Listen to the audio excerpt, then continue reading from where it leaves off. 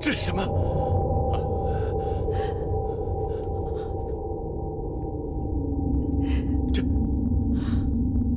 这也是圣上御赐的。不可能，不可能！惠娘呢？惠娘呢？惠娘！惠！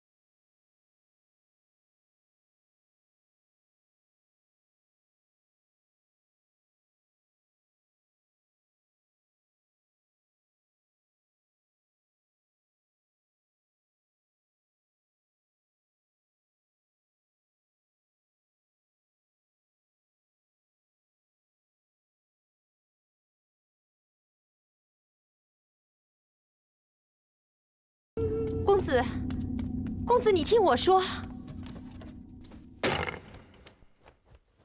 公子，薛少，你住手！你怎么就像个孩子呢？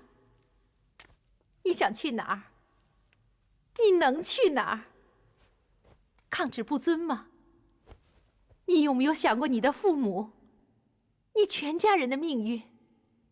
你有没有想过我的家人？他们该怎么办？不错，也许我们可以侥幸逃脱。可他们呢？他们会因为我们成为刀下的冤魂。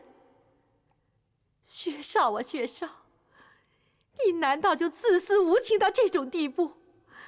难道就因为你自己一时的冲动，而置全家人的性命于不顾吗？这不是冲动，是爱情。惠娘，你是我全部的生命，天底下唯一真爱的人。我们有太多的愿望没有实现，还有那么多本应属于我们的美好和甜蜜没有体验。我们为什么要俯首就擒，从属于他人的摆布呢？我们是听从命运的摆布，也许这就是你我的缘分吧。如果这就是我的命运，那我薛少与他势不两立。我只听从我心目中的爱情趋势，那就是长相守，就是和你在一起，完成我们共同许下的誓言。可我们也说过，要随时为对方带来快乐，为对方的幸福，随时准备牺牲自己的一切，甚至包括爱情。惠娘，你以为你牺牲了自己，就能成全我的幸福？你错了，你就是我的幸福，你是我活到今天最大的成就。失去了你，我还有什么幸福可言呢？如果真像你所说的，我们活着在一起，为命运所不容，那我们就一起死。我们在坟墓中兑现我们的誓言。公子，你不能死，你不能死！你怎么就这么糊涂呢？怎么了？怎么了？来，坐下。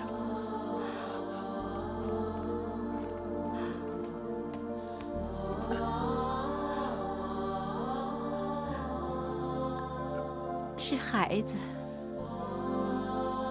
他又在踢我了。他好像在问我，这个世界到底是什么模样？可惜，我要是再能活几天，就能把他生下来了，我也就瞑目了。所以你不能死。你要是死了，那我们的孩子怎么办？他是我们共同的精髓，是我们爱情的延续。为了他，你不能，你没有权利把他带走。现在我只挂念着他，我放不下他呀！老天哪，让我把他生下来吧，让我把他留给公子，让他成为我们爱情的延续。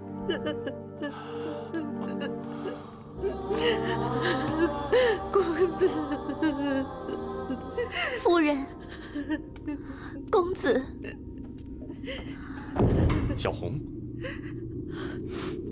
小红，你怎么来了？奴婢有办法，能使夫人得救。你有办法？你有什么办法？你快说。让我带慧姐姐去死。胡说！小红，你在说什么呀？慧姐姐，让我替你去死。慧姐姐，您还记得10年前那个在饥饿和寒冷中向老天祈求生存的女孩子吗？她遭受了太多的为富不仁的伤害，经历了太多的富贵而淫的嘲弄。然而，是慧姐姐挽救了她。您用您的善良从死神那里换来了我的生命。我的生命由于您的慷慨和正义得以延续。现在是我把自己交还给您的时候了。只求您告诉即将出世的小少爷，他有一个知恩图报的姨娘。这悲惨的一幕，在我浑然不知的情形下发生了，注定了我终身感情的不幸，也注定了我和母亲之间一生不可调和的矛盾。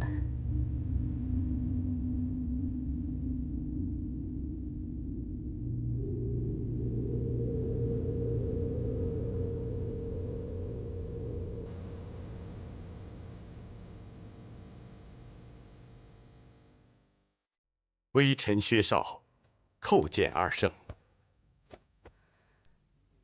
平身吧，驸马。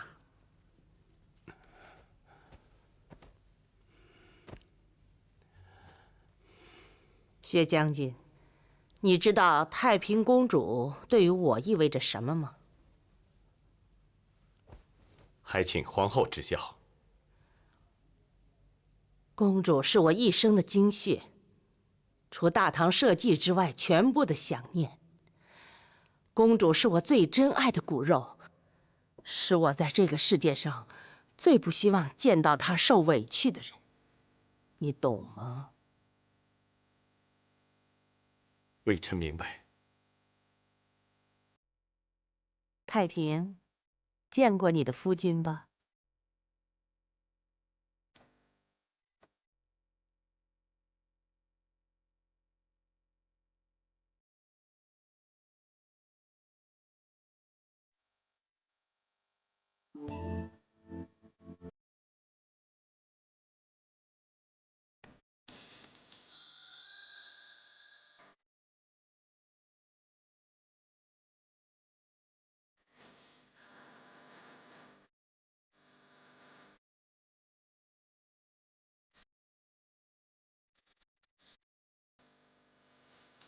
你现在是朝廷命官，又是驸马，你能保证对他好吗？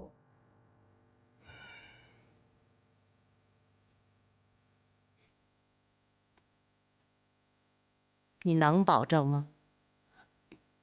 能。看着我的眼睛。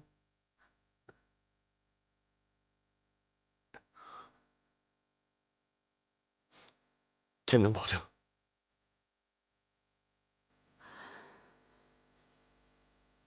好好待他。你能给他我所不能给他的，不要让我失望。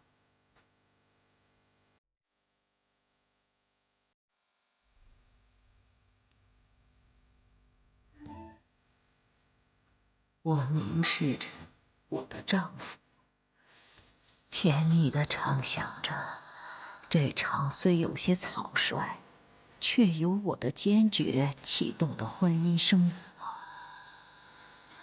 全长安城都在注视着他们骄傲的公主，就这样张扬着被一个男人引入了自己沉默的生活，悄悄谈论着这个被幸运之神光顾的男人，谈论着他获取的无上财富与光荣。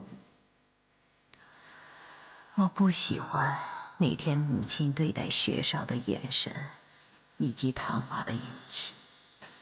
它让我觉得，我的出嫁仅仅是我丈夫生活不得不背负起的一个额外沉重的包袱。不幸的是，我很快意识到，我的疑惑居然是对的。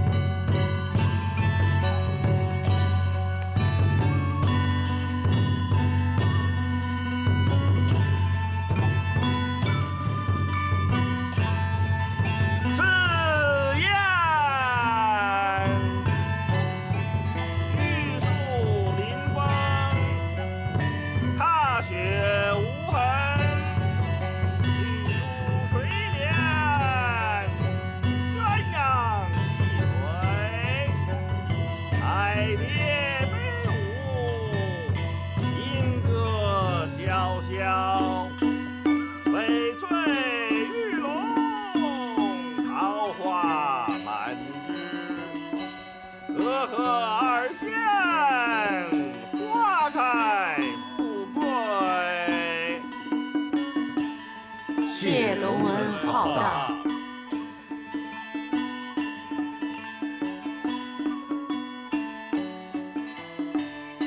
平身吧，你们还跪着干什么？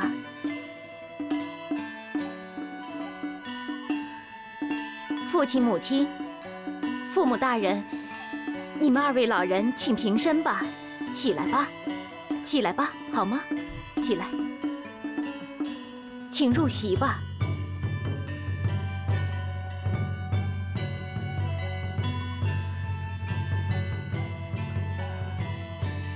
薛少，起来入席吧。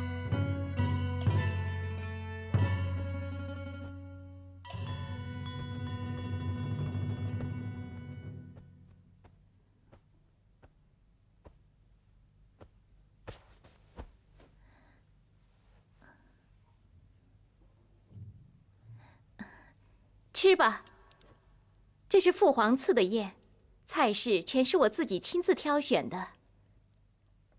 作为第一天上门的儿媳妇儿，尽一点心意。吃吧，少儿，少儿。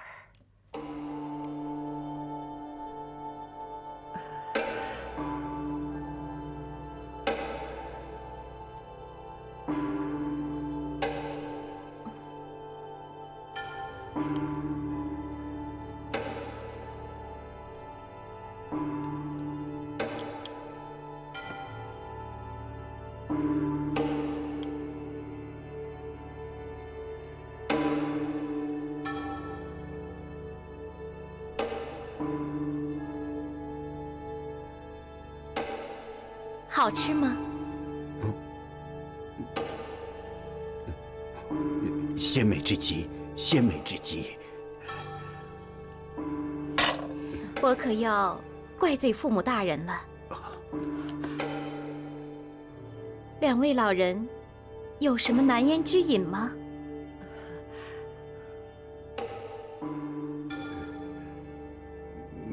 没有。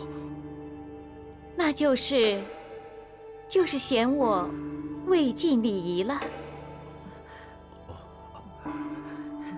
也没有，只是这福分来得太浩荡突然，一时间不知如何应付。父母大人以为家里来的是什么人？是皇上指派的钦差大臣，还是凤台阁里遣出的履行公务的办案官员？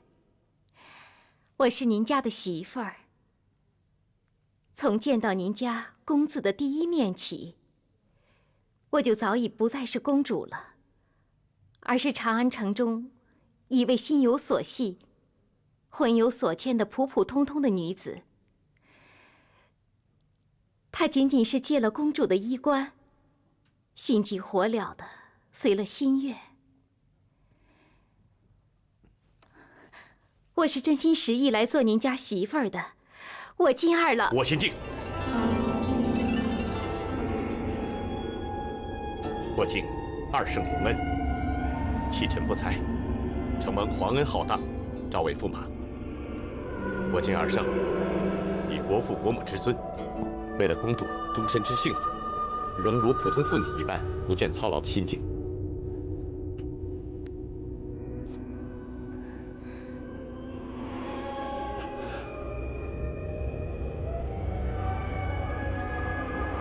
这第二杯，我敬父亲、母亲。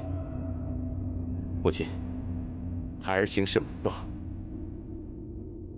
因为孩儿的命运殚心竭虑，尽心尽守，还望二位大人宽恕孩儿的不孝，成全孩儿的决心。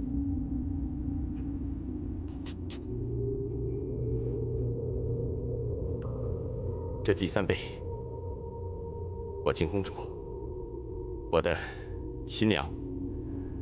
敬你对爱情不仅心血来潮，却能够锲而不舍，不屈不挠。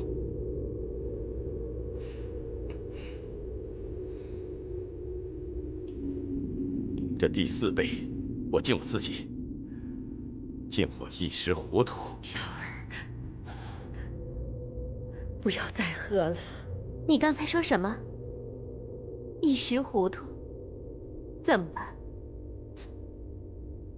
敬我一时糊涂，把自己抛进了漩涡。这个一般人求之不得，理当为幸福的漩涡。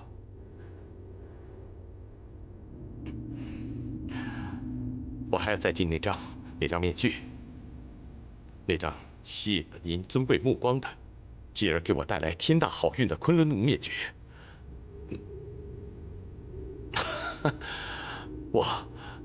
对了，我还要敬戏园子那场大火，他放走了十恶不赦的罪犯，却锁住了你我自由的灵魂。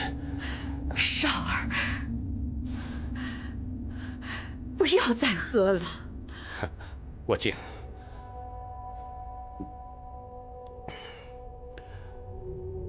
我敬你我曾经拥有过的平淡生活，敬我眼下的心情。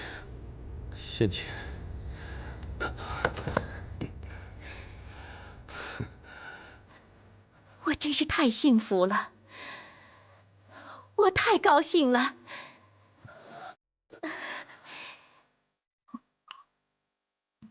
来，再斟一杯。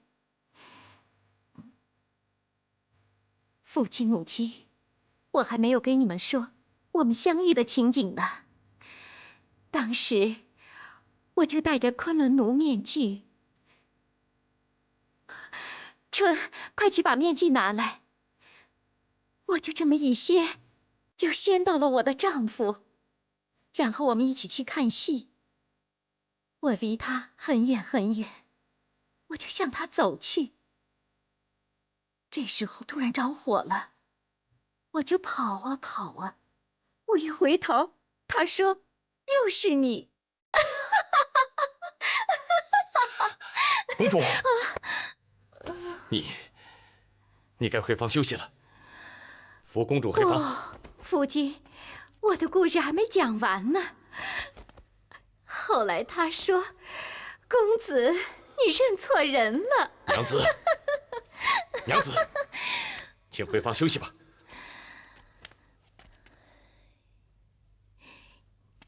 你叫我什么？娘子。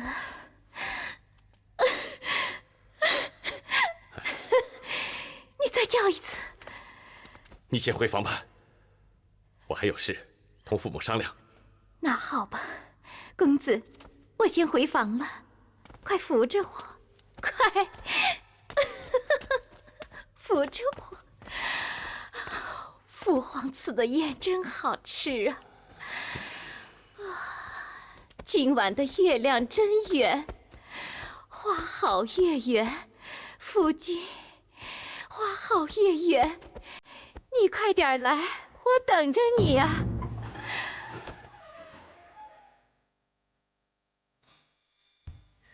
那天我戴的是这张面具，他戴的是这张面具。当时我就把面具这么一掀，你猜他说的第一句话是什么吗？春儿，你猜呀，他说的第一句话是什么？我忘了你不会说话。当时他说的第一句话是：“公子，你认错人了吧？”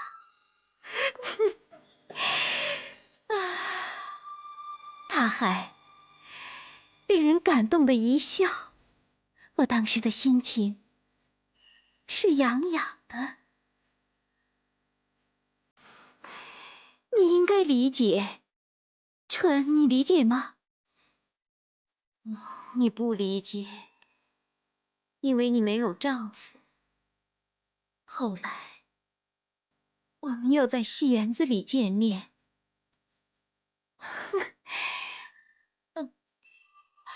春，我的盖头呢？把那个红桌布给我拿来，快呀！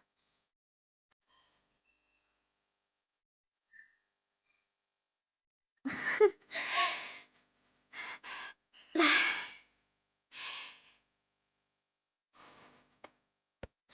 春，我好看吗？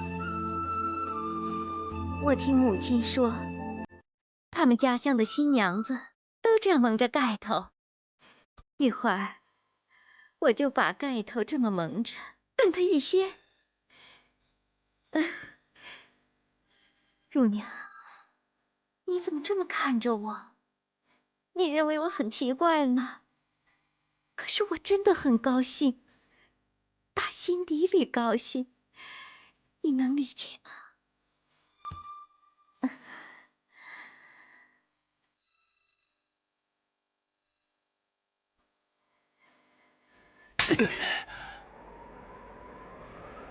你这个大逆不孝的逆子！敬父亲宽恕孩儿不孝，欺骗之罪。欺骗！你这是坑害全家！你知道你做了什么？欺君，那是死罪，是要被满门抄斩的。你看着你母亲，难道你忍心为了自己而把她逼上绝路吗？你好大的胆！为我自己，父亲，惠娘何罪之有？孩儿怎么能忍心看着自己青梅竹马的恋人，因为我而撒手人寰？他腹中怀的是我们薛家的骨肉啊！你们不是一直把慧娘当做自己亲生的女儿吗？这真是造孽呀！你躲过今天，明天怎么办呢？啊！可是那孩子呢？我们的孩子，您尚未出世的孙儿，难道他就同我们一样承受命运的残酷？还没见到亲娘的面，还没见到本该属于他的世界，就惨死腹中，这公平吗？老爷，现在当务之急是赶快想办法躲过眼前的危难才是啊！所幸的是，外人还不知道慧娘还活着。少儿，你把慧娘藏在哪儿了？啊？藏在哪儿了？哎。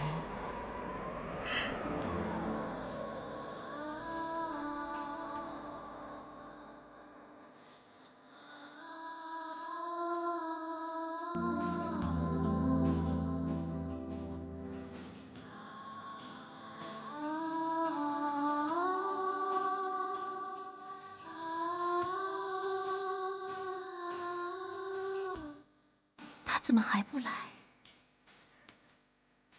他在干什么？灯还亮着吗？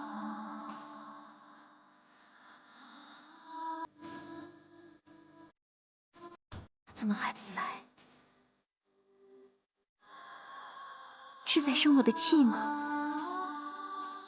还是我做错了什么事情？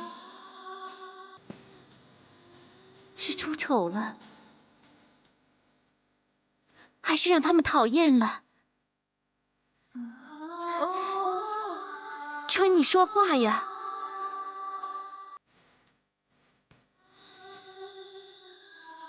是不是刚才我有礼貌不周的地方？我怎么都想不起来了呢？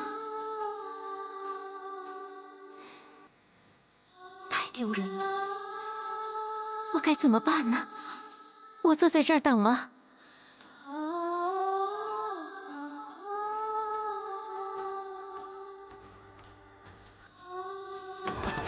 不好了！老爷，不好了！慧娘她就要生了！你说什么？慧娘要生了！慧娘，你给我站住！不能让慧娘把孩子生在家里，孩子一哭，我们全完了。父亲、母亲，你们都别管我，我们必须让慧娘把孩子生下来。少儿不能啊！快，去找一只大木箱，我们连夜把慧娘送出城外。是，老爷。走后门。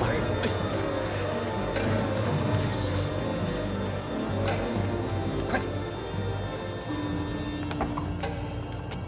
慧娘，你要挺住啊，出了城就好了啊。好孩子，你可千万不要出事儿啊！如果要是疼得厉害，你就咬紧自己的衣襟儿，记住了啊！少儿，城门口遇到侍卫，就说去给祖父守灵。箱子里放的是陪葬的衣物，他们不会查的。哎，快走吧。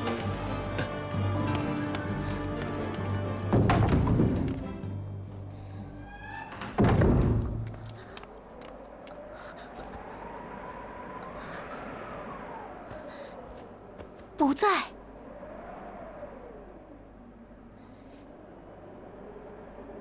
春，你先回房休息吧。我想，他一定是有事，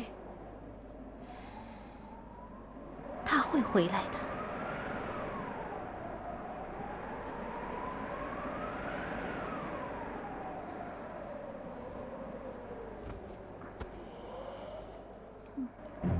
轻点，轻点！慧娘，就要过城门了，千万别出事啊！出了城就好了。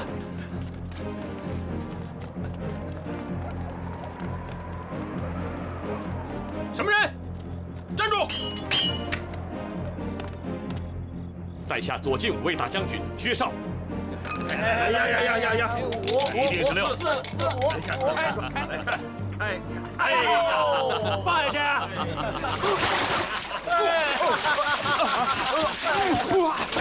这把该决定你的命运了，老兄。如果是3，我就放了你；要是5的话，将军。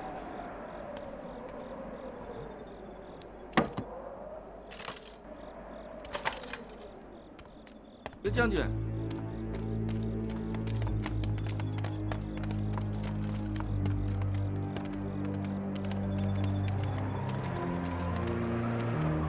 驸马，吴大人，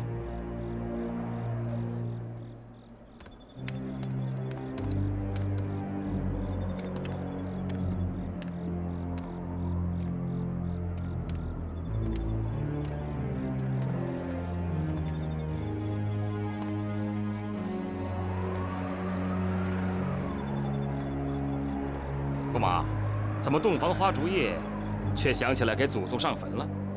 这是我们薛家的传统，雷打不动，已经历经数代了。为的是告慰先祖的在天之灵，与后代子孙同享新婚之喜，以尽后人的孝道。放行。谢武大人。驸马您走好。告辞。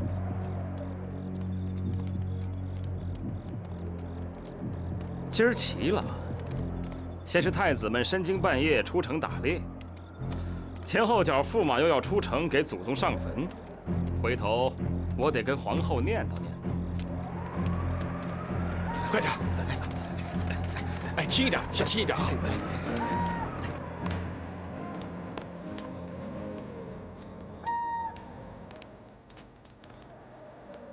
等等！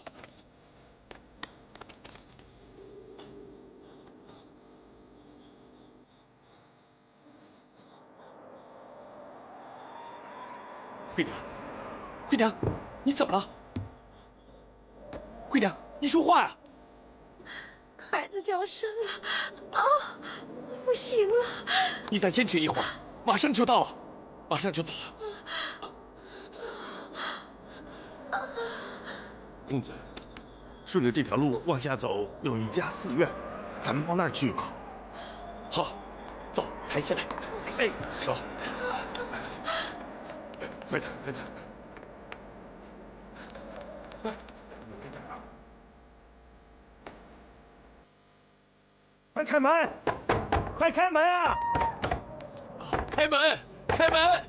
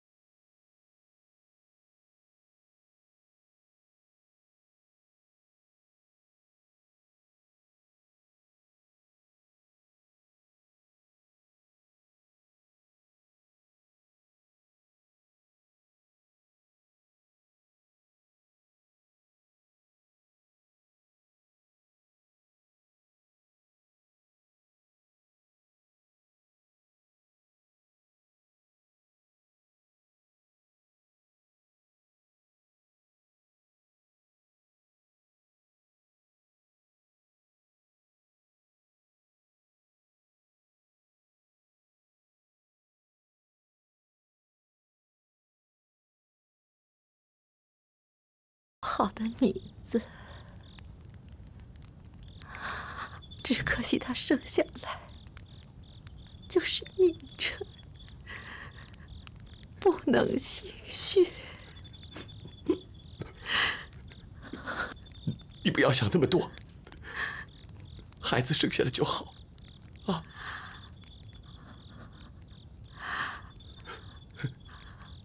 公子，应我，好好抚养咱们的孩子，让他长成一个大丈夫，像他父亲一样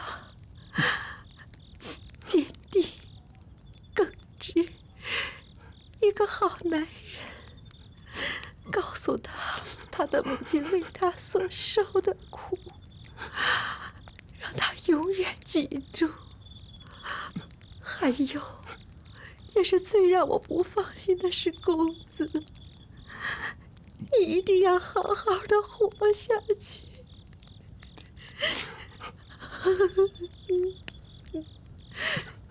无论遇到什么，我们要常相守，不是肌肤撕膜。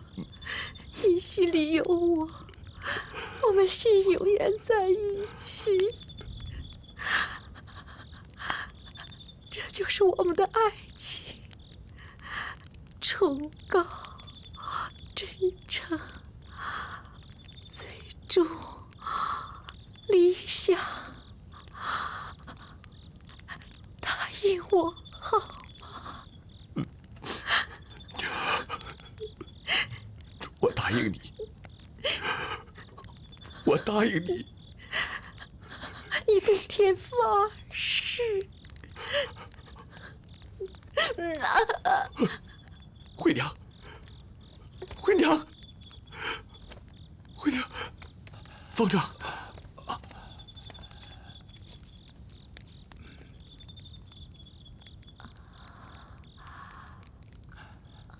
薛公子，不要和他说太多话了啊。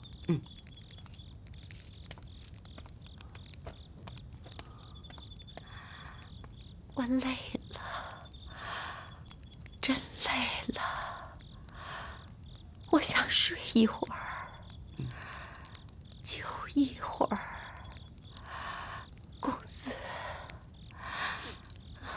握紧我的手，给我讲个故事，你小时候经常给我讲的小男孩、小女孩。好，我说，你睡吧。很久，很久以前，有一个老奶奶，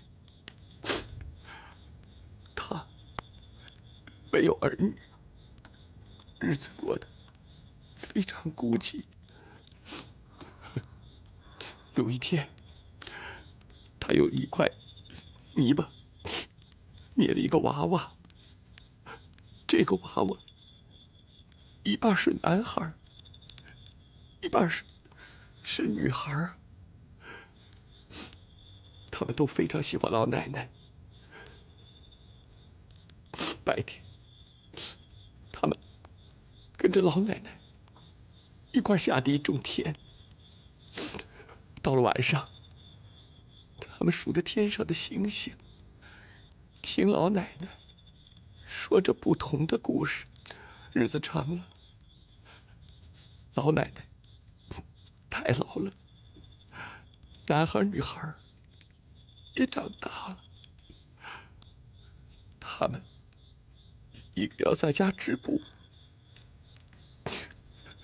另一个要上山砍柴。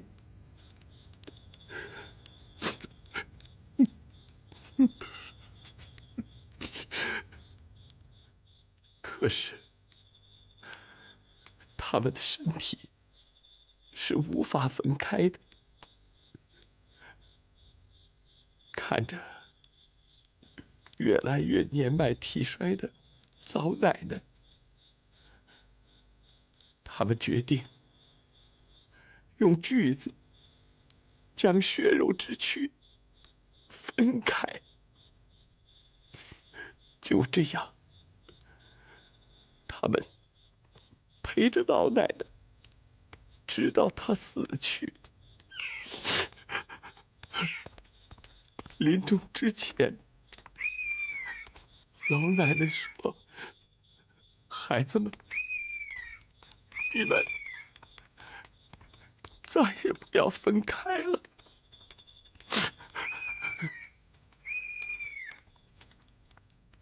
这就是属于我的，那令天下无数女性当做一个永远珍藏的甜蜜的东方花烛夜。我连日来虚心积攒的全部自信和成熟，被眼前的现实无情的肢解。我重新成为那个对于感情一窍不通的无知幼女。这难道就是我的爱人为我们的婚姻献上的第一份礼物？父亲、母亲，两位大人早。你早。你早。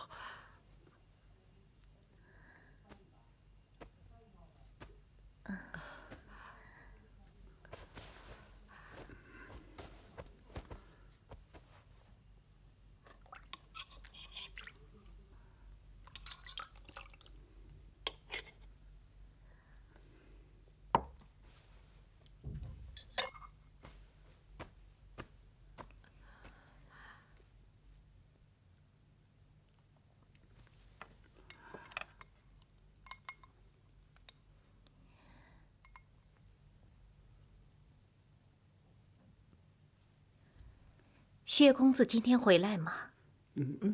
回来。回来。昨天晚上乡下家里面发生了一点变故，今天一定会回来。少儿，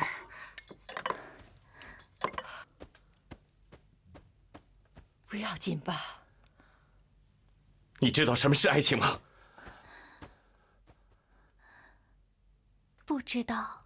那你为什么要嫁我？因为我喜欢你。喜欢？你知道爱情意味着什么吗？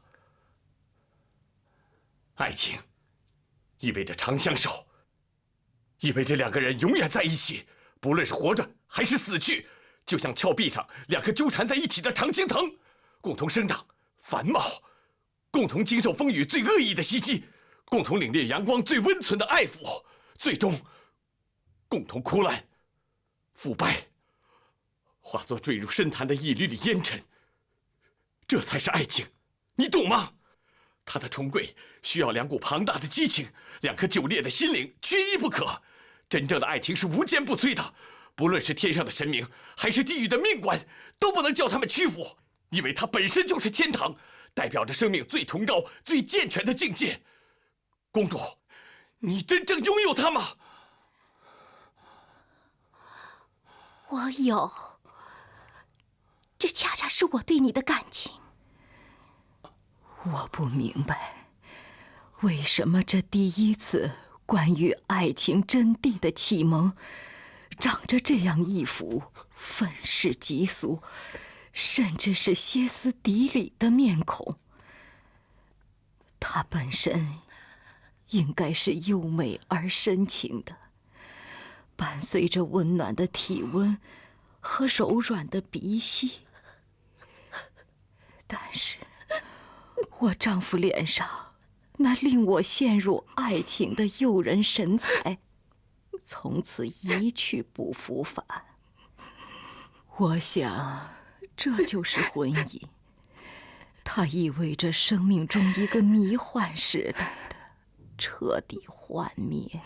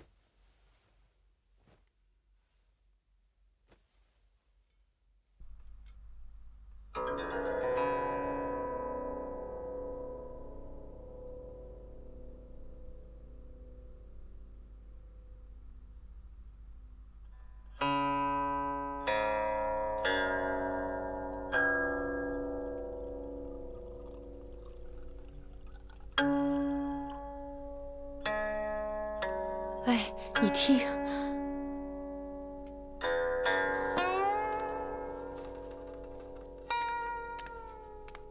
是惠娘的琴。哦，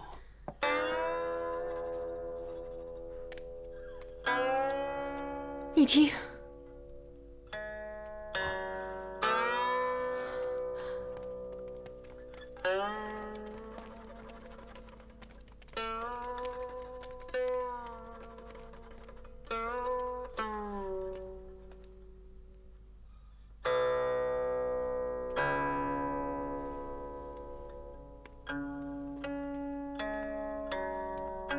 真神了，弹的跟惠娘如出一辙。当年啊，真有最爱格式的弹的就是这首曲子。是啊，也是在这个午后时分呢。是啊，这少儿，少儿，他娘，别！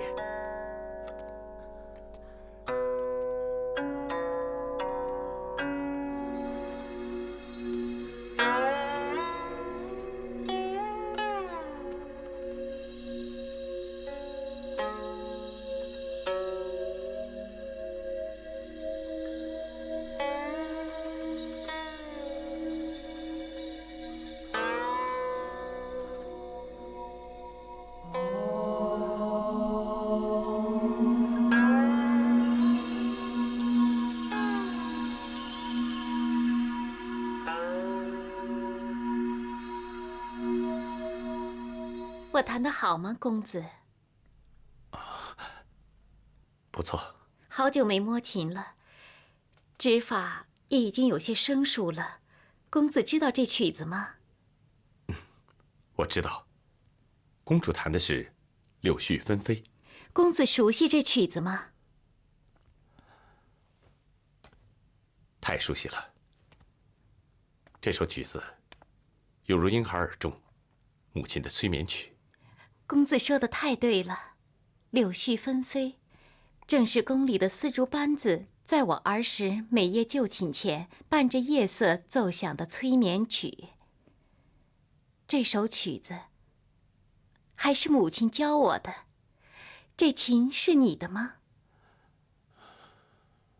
曾经是。现在不是了吗？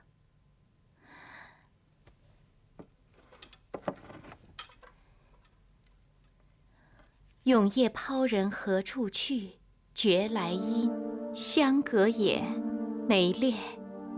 月将沉，征人不相寻。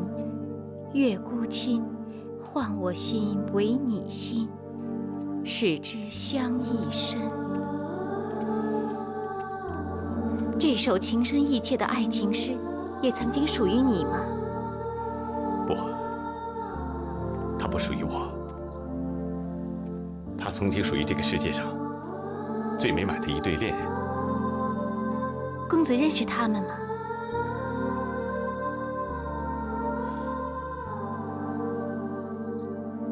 不认识。我只听说关于他们的传说。我从集市上买回这把琴，就是为了这首诗，也是为了它背后美满的传说。那公子能给我讲讲这美满的爱情故事吗？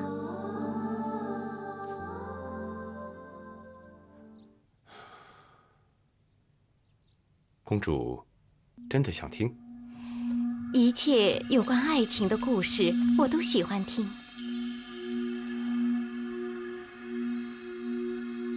有2个孩子，从小一同长大。他们唱同样的歌，做同样的游戏，一起经历了同样的四季风雨，宛如一棵树上同时结出的2颗饱满的果实。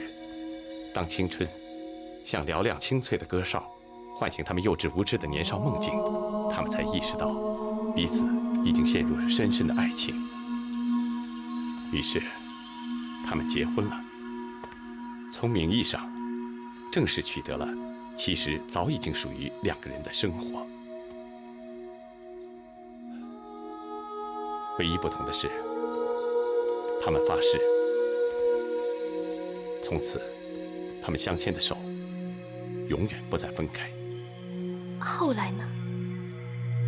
后来怎么样了？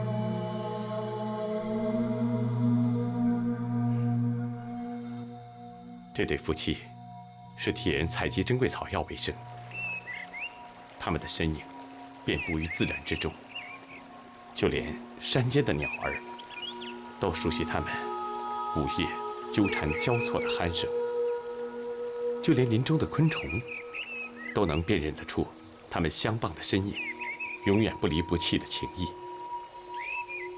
终于有一天，他们看到了一朵高山的雪莲。然而，那雪莲生长在峭壁之巅，在山脚下，他们爆发了生平第1场争吵，谁先试探头顶的微土。最后是丈夫争取了主动，他将在妻子之前攀登陡峭的悬崖。一切都是顺利的，丈夫艰难的一步一步的往上爬着，妻子注视着丈夫触手可及的幸福。没想到，在这个时候，悲剧发生了。一块松动的岩石使丈夫一脚落空，他绝望地呼喊着，坠向脚底的山谷。妻子目睹着丈夫滑向死亡，她勇敢地伸手相抱，她脑中唯一回响的是长相守的誓言。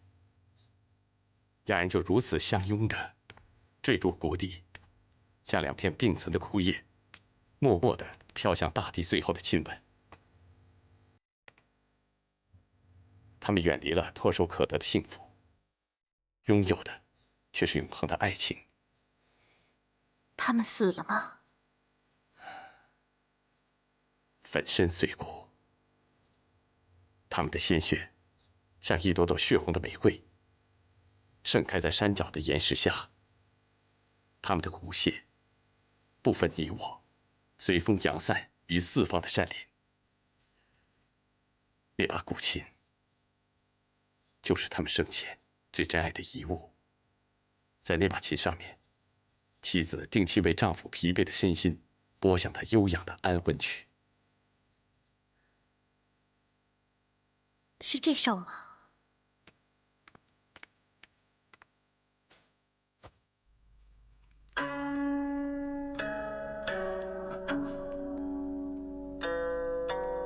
公主，你怎么会的？公子忘了，你把谱子也随琴买来了，就藏在琴箱的暗盒里。你别弹了，你别弹了。我知道公子是感叹自己从来没有获得过如此深切的爱情，我也是。只是公子让我体会到爱情的真谛。可是公子不明白，这种感情始终藏在我对您的感情当中，只不过因为我公主的身份而模糊了我的面容。如果公子愿意的话，我也可以为你选择死亡。这就是我对你的全部感情，请相信我。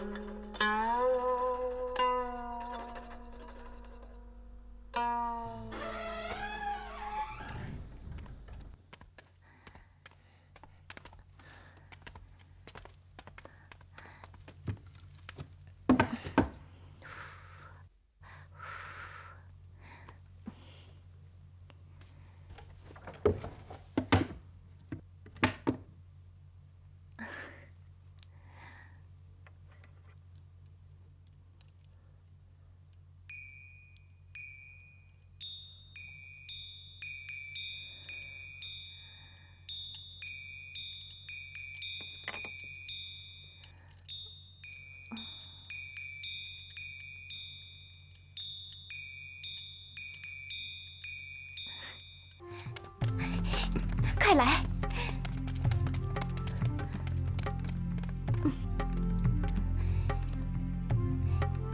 你看，小姐，请驻足，且看我手里的面具。这黑脸叫昆仑奴，是眼下阔少时兴的玩具。我看您面若桃花，冰清玉指，必定出身名门，何不也买黑脸遮着您高贵的心绪？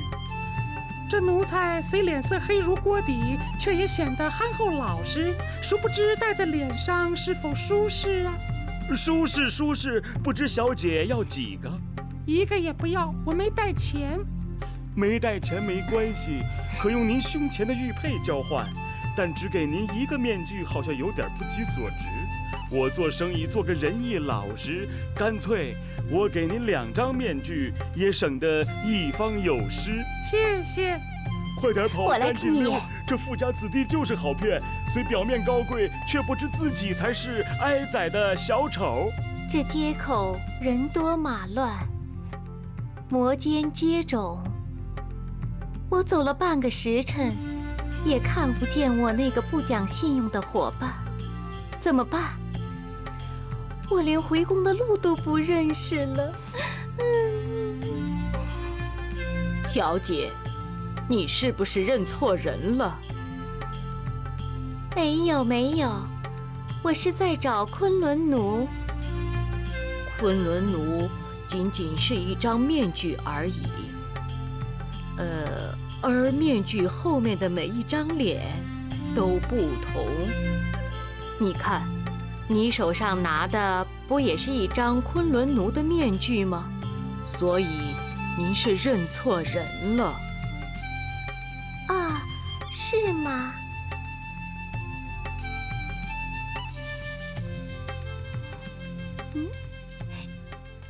公子，你看，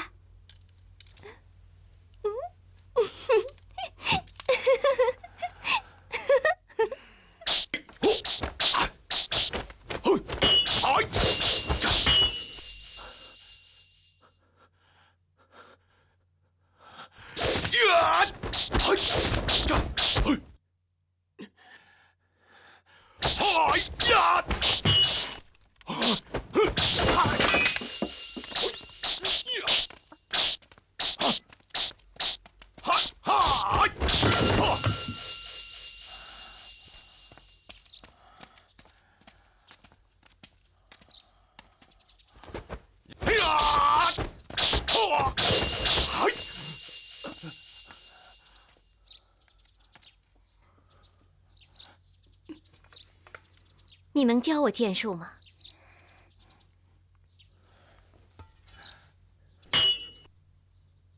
你真的想学？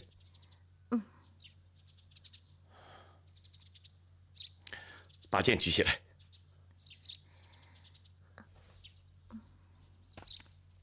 把腿分开，再分，不够，还得分。手抬起来，手不要挺直，向前平视，胳膊、虎口握住剑把，别笑。练剑最忌嬉笑，这是剑道。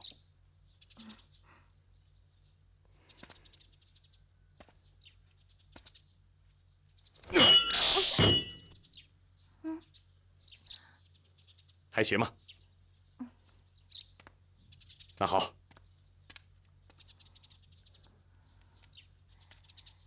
把剑握起来。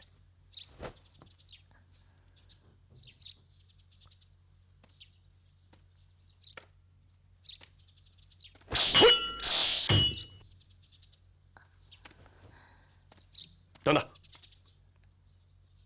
要把剑学好，就自己去捡。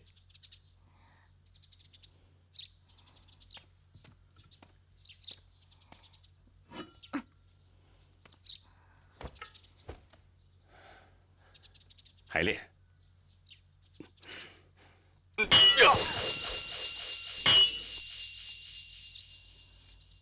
怎么，不高兴了？我怎么了？我我到底做错了什么？你这么讨厌我，你告诉我，我会改的。我到底做错什么了？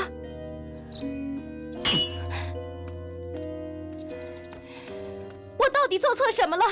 你告诉我，我可以改。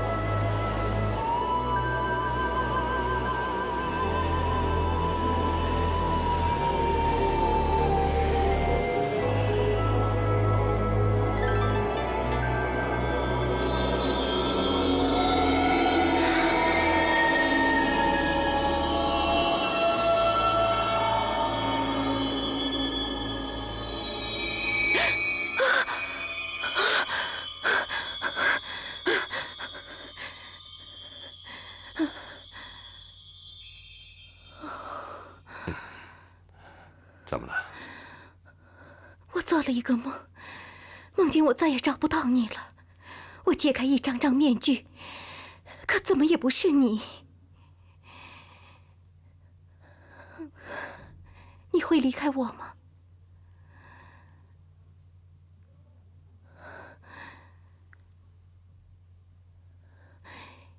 你说话呀！你说你不会离开我，你说你不会离开我。你要是离开了我，我就什么都没有了。太平，你有过最珍爱的东西吗？有啊，那就是你。你就是我最珍爱的。如果你珍爱的东西被人家拿走了呢？那我就杀了那个强盗，然后再杀死我自己。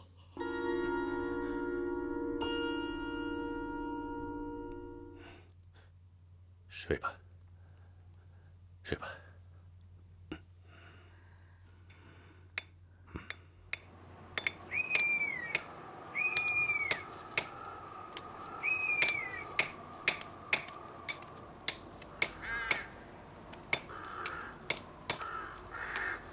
公子，您还没吩咐刻什么碑文呢。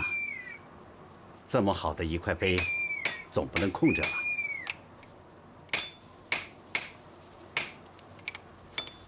是啊，就刻上“长相守”吧。长相守，啊，那人名呢？人名不用写了。什么？对了，我还欠您多少钱？公子，您不差人付过了吗？付过了。啊？什么人付的？是个女人，头上盖着面纱，看不清长得什么样子，但猜得出，一定面若桃花，正值青春妙龄。怎么，她不是公子派来的吗？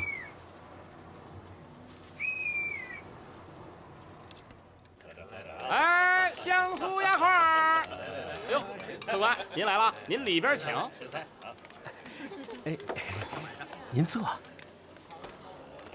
来啦，拼盘儿。哎，这是您的。哎，您二位先用着。小二，富贵，哎，来了。你找我来有什么事儿？一来是想跟您坐坐叙叙旧。您家中遭遇了如此不幸，又来了个让世人瞩目的万幸，我从小是在您薛府长大的，您对我的关怀照顾，我还没来得及捎上份厚礼去看您呢。不必了，我根本就不想见你。我薛府上下，上至列祖列宗，下至家中园丁伙夫，个个都是良孝耿直的正人君子，唯独出了你个不孝之徒。不告而辞之后，又操起了盘剥女人皮肉的罪恶行当，丢了薛家的脸面，犹如我们的门风。公子，您别生气，您尽管骂我。我富贵从小流浪在长安街头，能有今天，多亏了薛家上下，特别是您逝去的爱妻的恩宠教化。公子再怎么骂我，我都无话可说。可人各有志啊。行了行了，你找我到底有什么事情？你直说吧。难道就为了跟我说这些话？我想为公子引荐一个人。什么人？我的新婚娘子，也是我牡丹阁新引进的一朵牡丹。你开什么玩笑？你把我薛少也当成了那种花天酒地、寻花问柳的纨绔少爷吗？公子，您跟他们可不一样，他们自己来，您得需要去请啊。住口！你犯糊涂了是吗？你以为你请我，我就能跟你去了？您必须见他，因为他是您的亲属。亲属？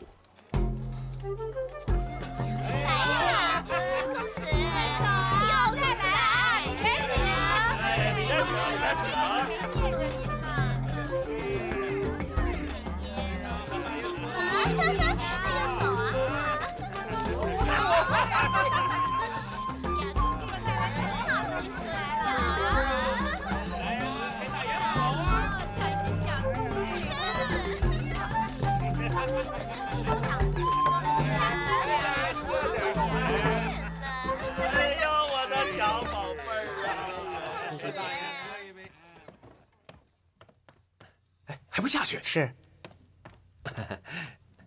娘子，客人我给您请来了。我在楼上看见了，公子果真当了官，连走路都透着威风气派，同先前大不相同了。锦娘，你怎么会在这儿？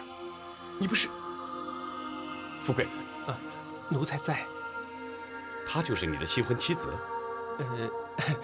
奴才不才，正是。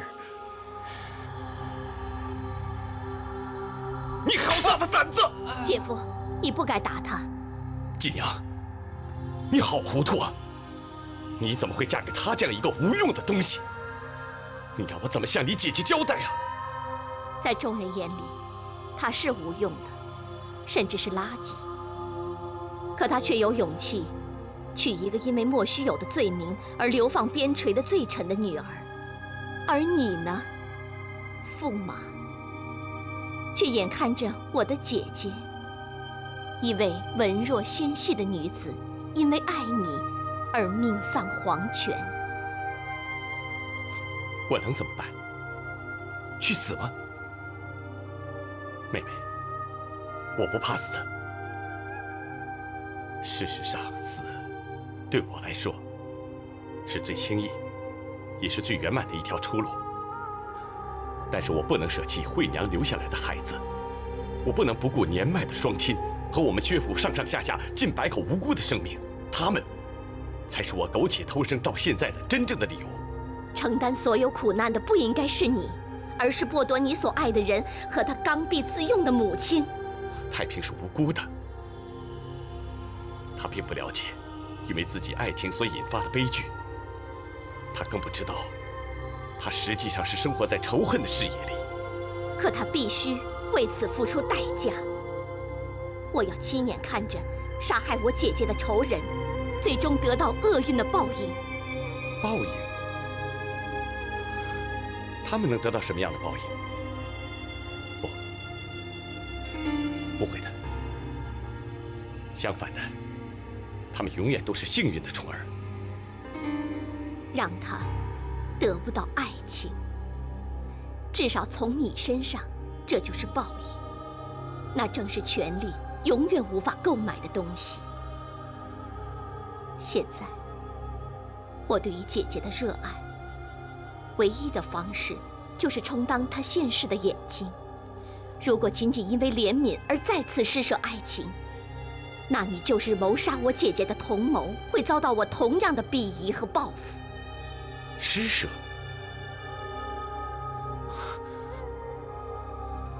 我哪里还有什么爱情可以施舍？爱情属于我只有一次，它早已做了惠娘的陪葬。所以，你把姐姐的碑绣得如此华丽，并以长相守为墓志铭。你去过墓地了？那碑钱是你付的？我一个孤苦的逃犯，哪来那么多的财富？这多亏了我的丈夫。富贵，谢谢你。可你留他在这儿是很危险的，请你好好保护他。公子，请放心，我既然斗胆收留了他，并且爱上了锦娘，我已经把生死置之度外。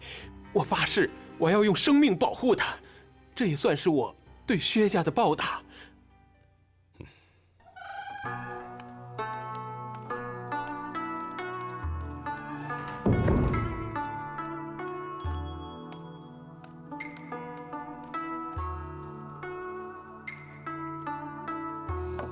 清远师傅，要不然我们先吃吧。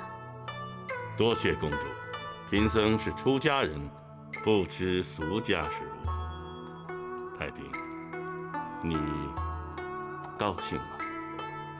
现在，我自然高兴。我和师傅这么久没见面了，我自然非常的高兴。太平，你真的高兴吗？其实你清楚我在问什么。你在问什么？我的婚后生活吗？我当然高兴。我嫁给了我如意的郎君，夫家的公婆又拿我当亲生女儿一样对待，我自然高兴。就像我希望的那样高兴。啊，公子，你回来了。这位就是我跟你提到过的感业寺的明清远师傅，就是他给我算命，说我们今生肯定会见面的。贫僧拜见驸马。幸会，我先回房休息了。公子，你不吃饭了吗？我们已经等候你多时了。那你们先吃吧，我不饿。总不能不吃饭吧？走。再说，我早就想介绍我师傅跟你认识了。我师傅可是个了不起的人，不仅会治百病，还会相面，预知未来。最可称绝的是，他一眼就能看出你现在在想什么。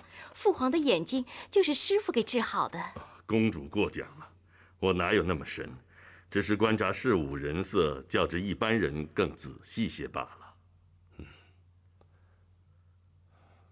那师傅您请自便，我就不客气了。啊，请。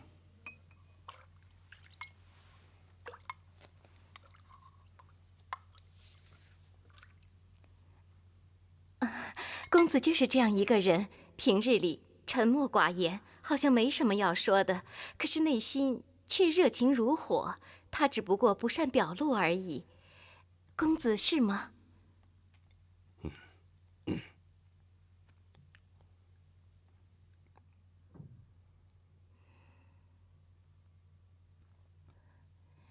师傅，那我就先用了。公主请用。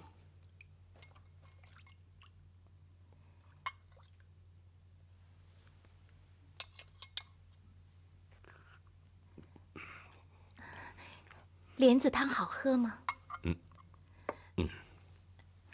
是我亲自下厨做的。多谢公主。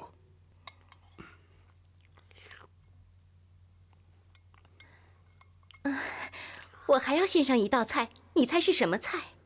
不知道，哪儿猜得中啊？我现在就为你烹制，把佩刀拿来。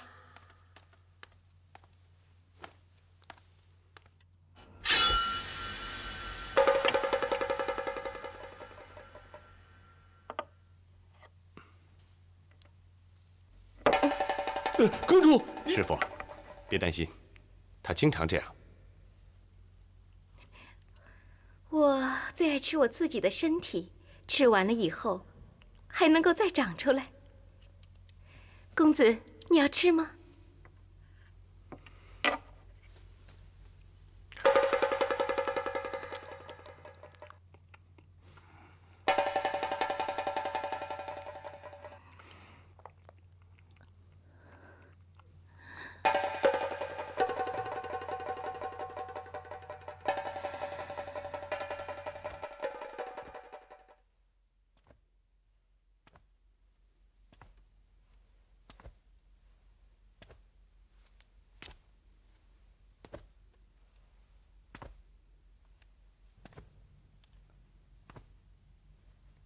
你知道为什么召你进宫吗？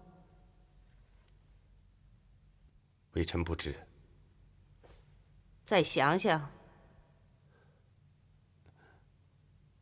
臣实在想不出来。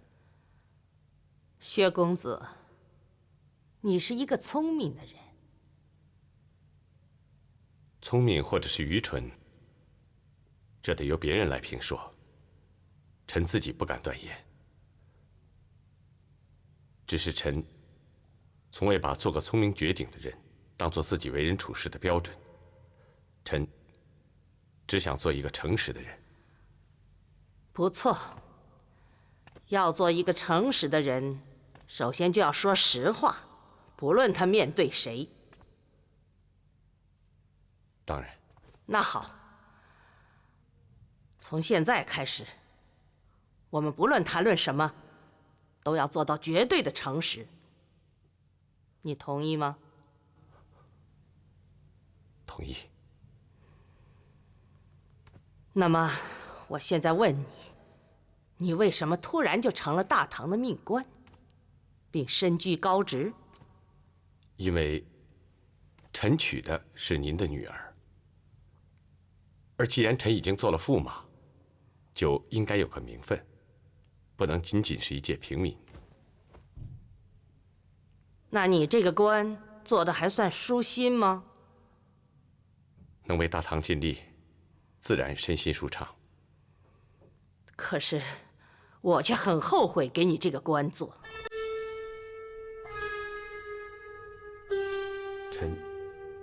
臣不明白。因为你就有理由天天早出晚归，甚至误了晚膳，你就有理由让新婚的妻子独守空房。我再问你，我的女儿算不算一个好媳妇儿？太平温文尔雅，聪慧书写，是个不可多得的好妻子。谎话！你违背了你做事的原则。可太平确实是你跟他一起讨论过前辈留下来的旷世诗篇吗？你跟他做过画、下过棋吗？你跟他一起逛过集市吗？还是曾经相伴出游咏春？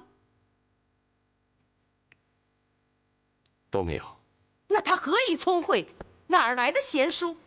温文尔雅又从何谈起？你分明是在用优美的词汇糊弄我，所以就谈不上是个老实人。我再问你，你是不是一个好丈夫？不是。为什么？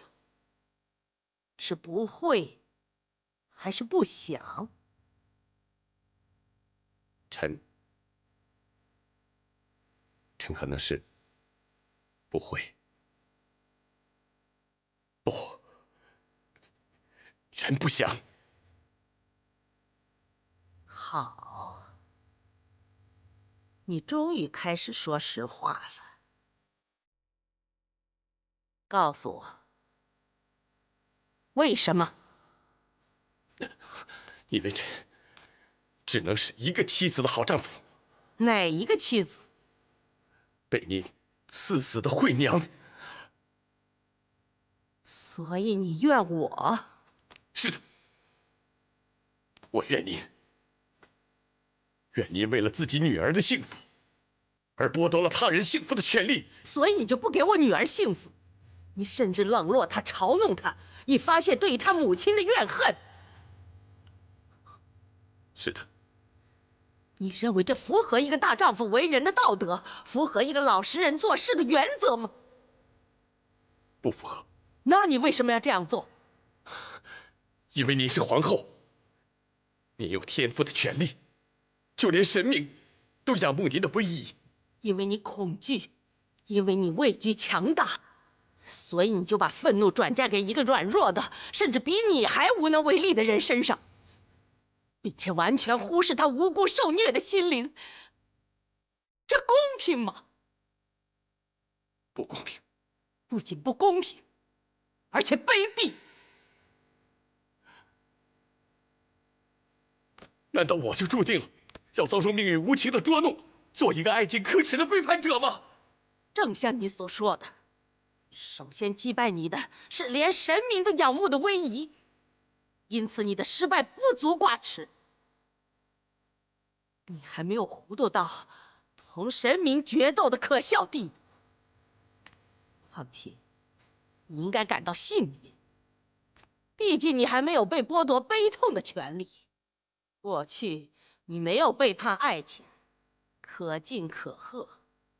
可是你现在却在背叛，这是嘲弄爱情，甚至比背叛还要可耻。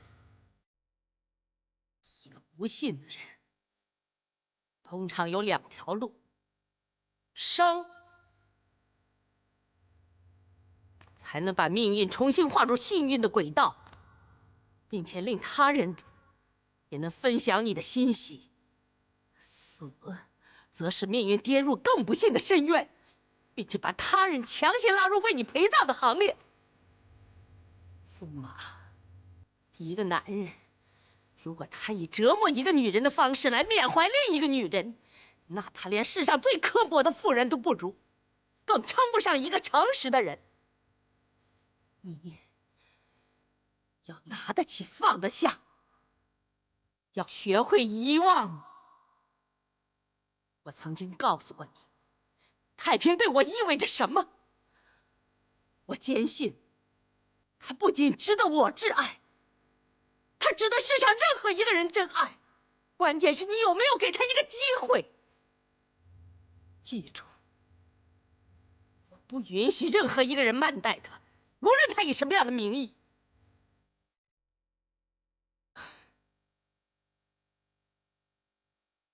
驸马，回家去吧，好好待他。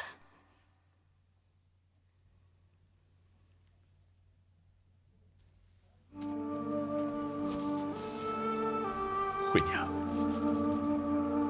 我现在不仅被对你的怀念和爱恋折磨得寝食不安，还要负担另外一场炙热的，然而却是强加于我的爱情。我该怎么办？直接告诉他，我不爱他，也不可能爱他，这无法想象。那对他年轻的生命将会是一种什么样的打击？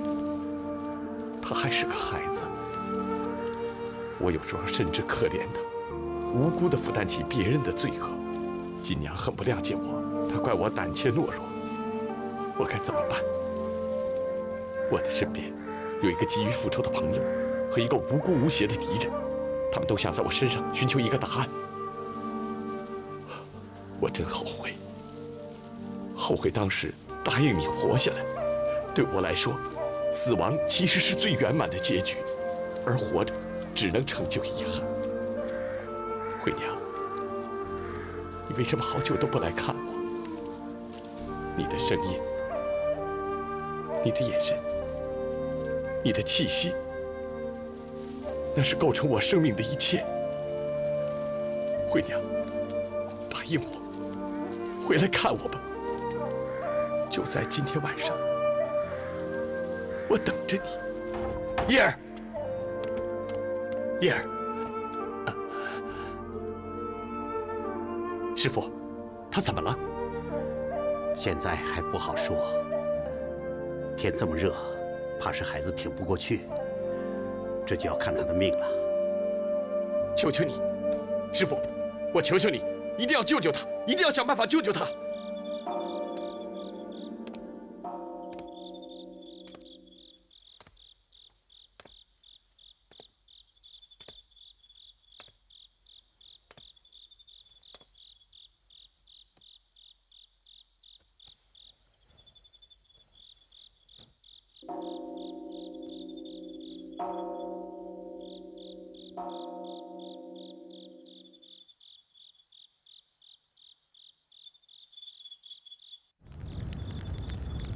我从我的命运中看到了红的影子，看来这是你我兄弟共同的宿命。